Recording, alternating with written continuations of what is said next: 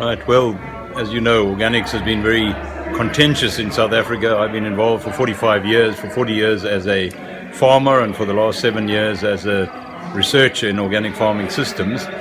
And we're doing three things with our research program. The first is we've got long-term organic farming systems trials, comparing the organic system with the conventional system and looking at crop rotation, soil fertility, water use efficiency.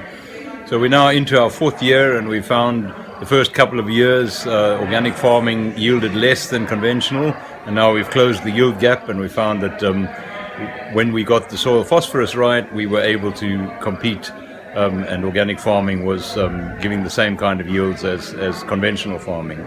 The soils are coming alive, and international research shows that usually by the fourth year your organic soils have come alive sufficiently to be able to hold moisture better and to hold nutrients better. So those long-term trials have taught us a lot about how to use science to help organic farmers to improve their yields and improve their water use efficiency. The second component of the research is we have a number of postgraduate students in Zambia, Uganda and Tanzania working on understanding how the organic sectors in East Africa have grown. In Uganda you have 1.2 million organic farmers, only 200,000 of them are certified organic, but that's the biggest lot of organic farmers anywhere in Africa. And Jane Nalunga, who's the training manager, is working with them and is one of my doctoral students. In Zambia, Robert Muntali, who works for our local KK2 seed company, he's their Zambian seed production manager.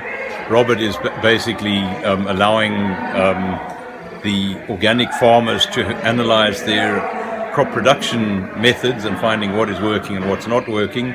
And then locally in South Africa, Jama Mashela is working together with the Tanzanians and the Germans, looking at food production in Dar es Salaam, food production here in George, and food production up in Guyana, and looking at how to help the small-scale emerging farmers to make money out of organic farming by getting the quality up to the kind of level where affluent consumers are prepared to buy their products.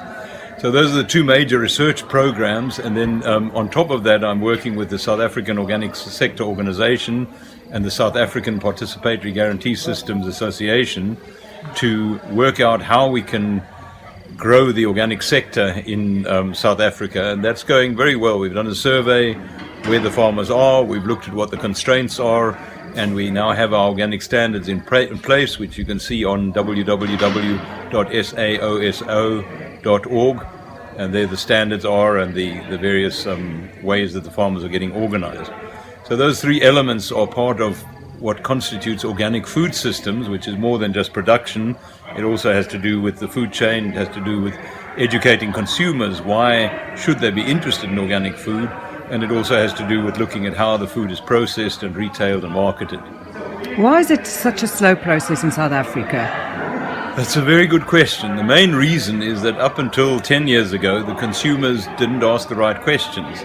But now all of a sudden, you've got mothers all over the country who are busy saying, we want to know how our food is produced. We want to know whether those cows actually do go out onto the pastures to graze before they're milked, or whether they're up to their legs up to their hocks in mud. We want to know whether these vegetables are actually grown naturally or whether a lot of chemicals and poisons are used on them. So until you have consumers who are concerned about the quality of their food, you don't have a developing organic sector. Now in Germany, the mommies are voting with their euros, their food euros, and in America, moms across America is one of the big factors in developing the organic market. It's now over $40 billion worldwide, the organic food market. So it's been growing for 30 years in Europe and America, and South Africa is just waking up. Why it's so slow? Well, part of the reason is that a lot of the traditional people in South Africa don't have the money for expensive veggies. But what is interesting is that all the South Africans we've had workshops with are really concerned about food quality. And a lot of them regard it as traditional food quality, to say that we need to think about how we used to produce things, and we know that food tasted better and that we were healthier. And a lot of people say we used to spend this much money on food and this much on health, now we spend this much on food and this much on health.